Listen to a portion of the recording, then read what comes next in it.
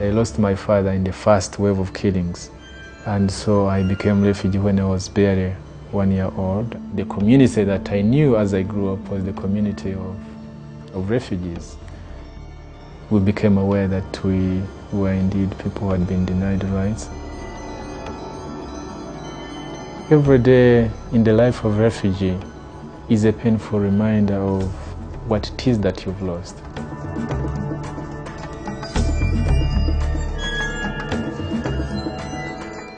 A Tutsi is someone who was a rich man, a rich person, and in those days, is a man or a woman who had cows, because a cow was a symbol of wealth in our society.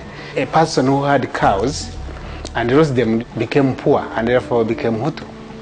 So it has a social connotation rather than an ethnic or even tribes.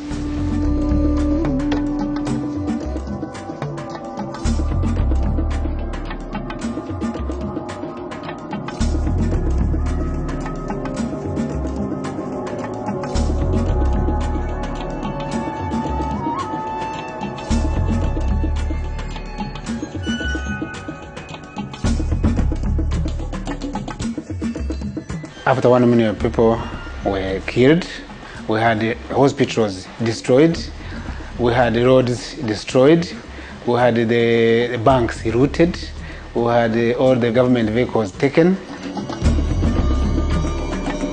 We have a nation to live in together. We have a future to live together. We have to forgive when the pain is still real. God is having a collective effort for the redemption of this country.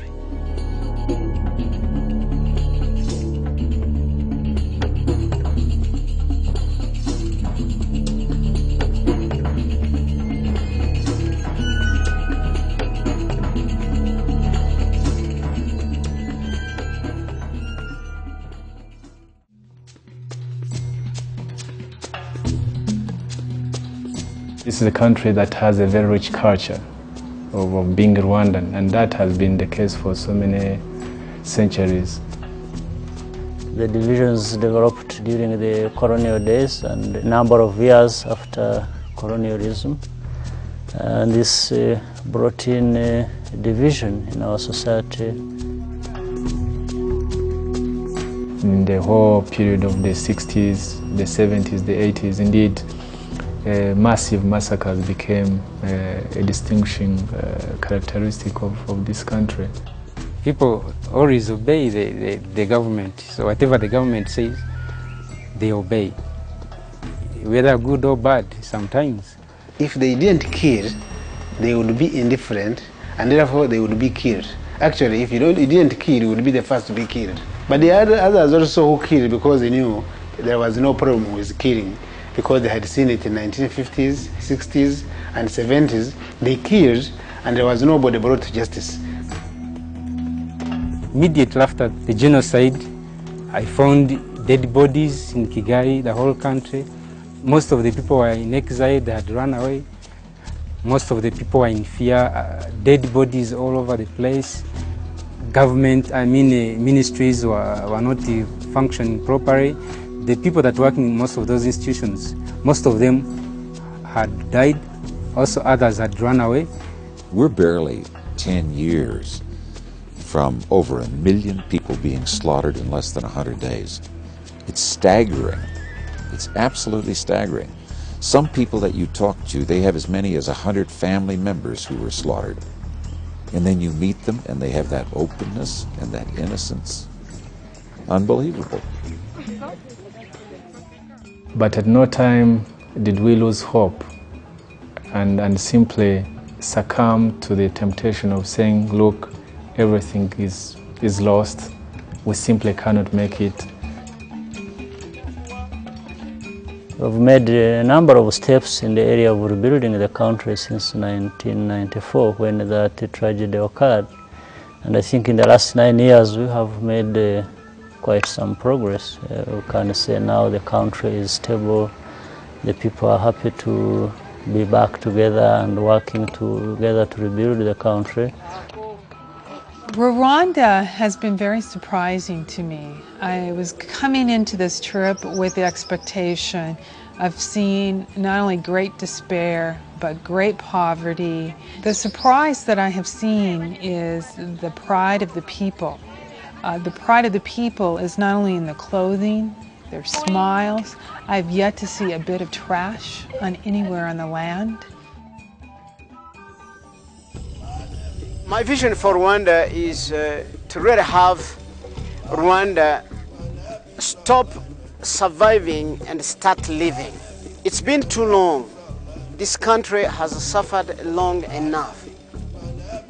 Rwanda has made tremendous progress since 1994, but its people are extremely poor, and people here live on about $220 a year.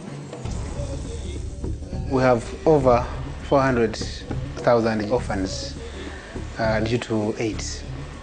Rwanda had its own problem that most of those orphans had lost one parent due to genocide, but now later on lost another parent due to AIDS. The sights in Rwandan hospitals are very shocking. The amount of AIDS and the amount of despair is huge. One of the problems in the healthcare system is that many of the doctors and nurses were either killed or left the country during the 1994 genocide. Certainly healthcare is number one among the priorities in the process of rebuilding our country. We are spending towards 10% of our budget. The theme has been, help us help ourselves. If you can just provide a little bit of the seed to help us get going, we'll take it over from here. And just extremely appreciative of the knowledge that Americans want to help. I think Rwanda can become the jewel of Africa that all other countries in Africa will look to and say, if it can be done there, we can do it too. Our vision of Rwanda in the coming, say, 20, 30, 50 years should be a society where people live decently, where our economy becomes increasingly more competitive through more innovation, and I think that is possible. And maybe as a result of this awfulness that happened 10 years ago, there's an awareness of how valuable life is and the potential for life. So out of all that is going to come something very remarkable. But when I lift my eyes and look yonder in 50 years, I smile because the hope of this country is bright, and the future is going to be bright. Aluma, aluma, menya, semo.